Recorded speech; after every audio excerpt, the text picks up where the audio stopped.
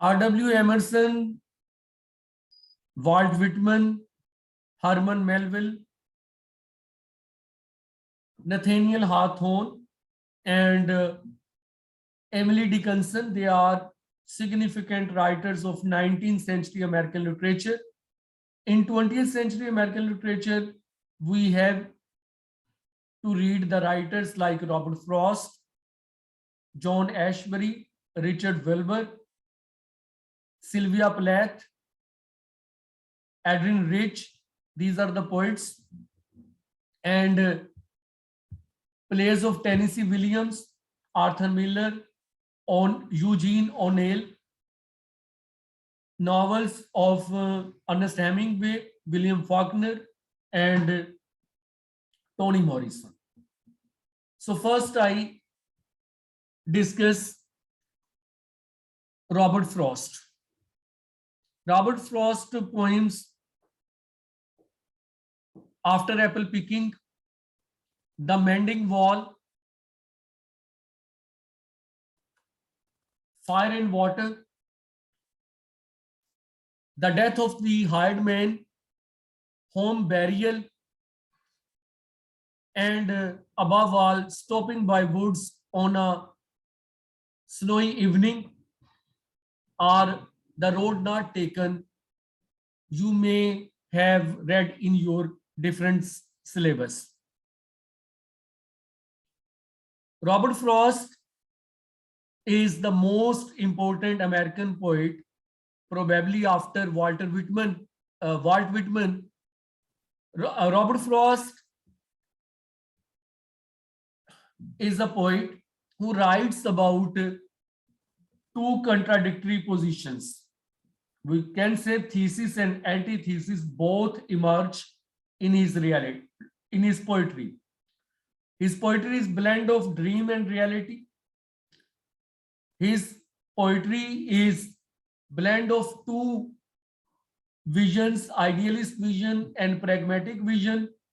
His poetry is blend of two versions of truth, the versions of the mother's truth, I mean in a poem in A Home Burial, and the pragmatic truth of the father. So he uses the technique of dramatic monologue in his poetry.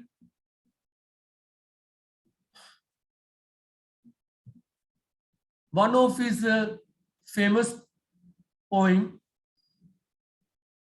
is Stopping by Woods on a Snowy Evening. And that poem has been discussed in History of American Literature book on page 379.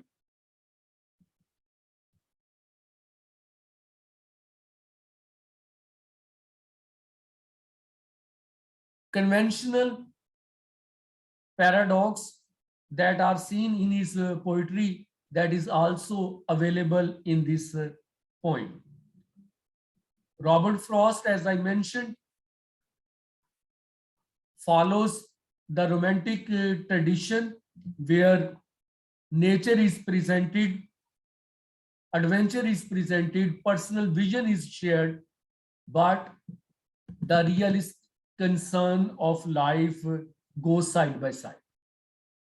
In this poem, there is a temptation of snowy mountain, and there is a sense of duty of the speaker.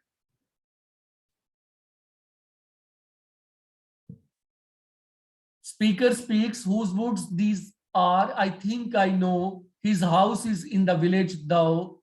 He will not see me stopping here to watch his woods fill up with snow. The woods are lovely, dark and deep, but I have promises to keep and miles to go before I sleep and miles to go before I sleep.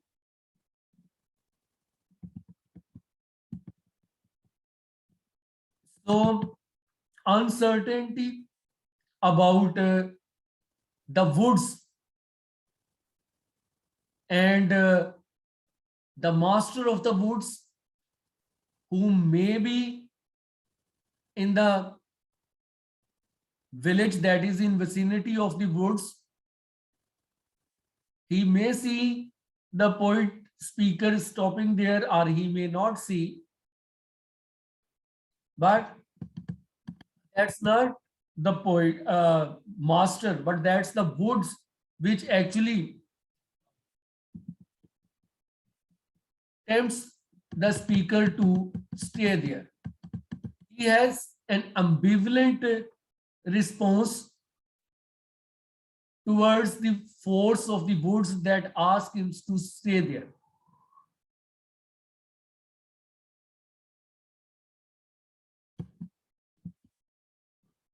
Duality of narrator's response to the wood is caught in the lines where conversational idiom of first three lines and the dreamlike descriptive detail and hypnotic verbal music of the last line get attention. Clearing and wilderness, law and freedom, civilization and nature, fact and dream. These are opposition, these are contrasts, these are paradoxes that echo in this poetry.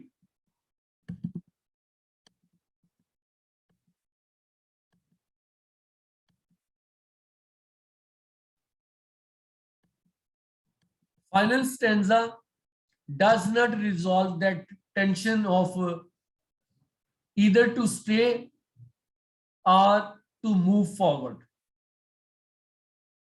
It rehearses them in memorable language,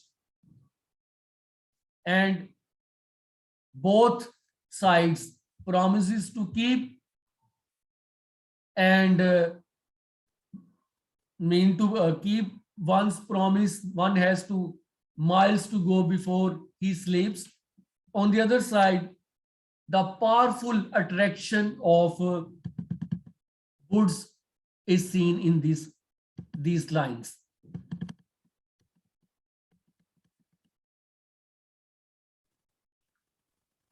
I sleep may be ordinary sleep, or it may look like the eternal sleep, I mean death. So that's the world where human beings have to enjoy. That's the world where human beings have to keep their promises and they have to perform their duties. And the life goes as tension between these two uh, extremes.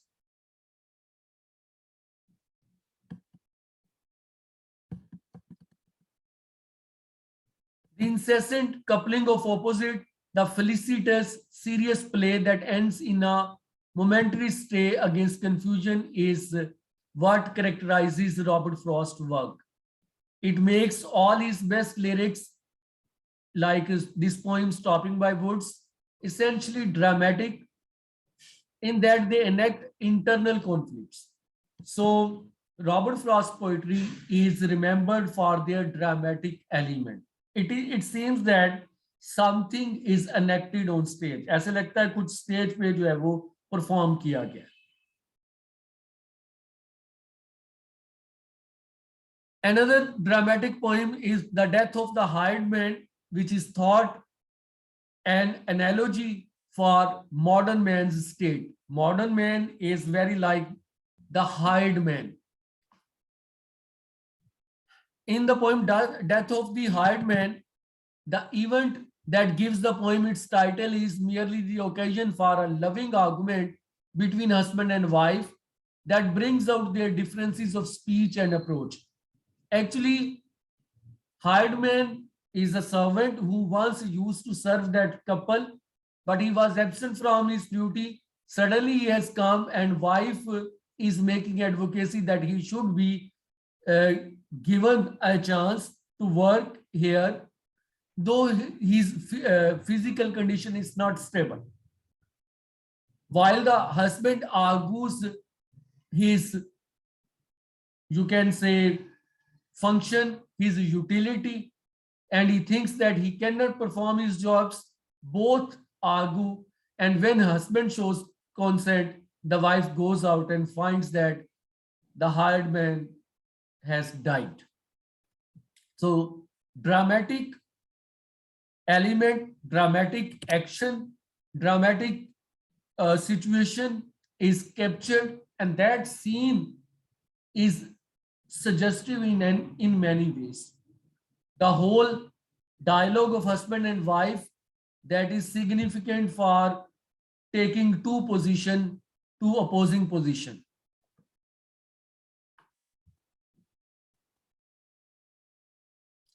There are lines from this poem, the death of the hired man. Home is the place where, when you have to go there, they have to take you in. His character is that of the maker of good bargains, the shrewd calculator of motives. The wife is very different, as our definition of home suggests. I should have called it something you somehow haven't to deserve. So, in this way, husband and wife, they make arguments, and their arguments actually fail to give any relief to that hired man.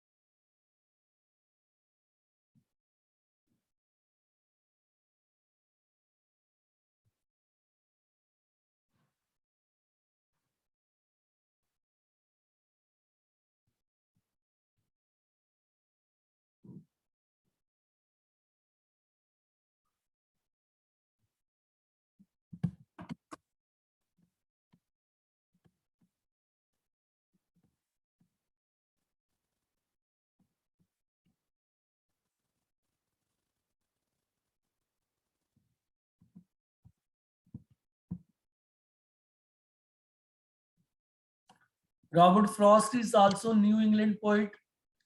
Emily Dickinson is New England poet, as I mentioned earlier. New England writers have their special significance because that's a region in America which has strongest English influence.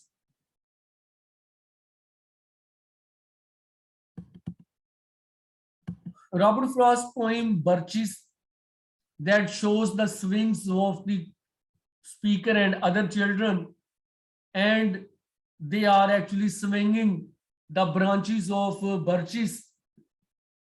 They believe that on one side, that's very fascination to leave earth and swing in air.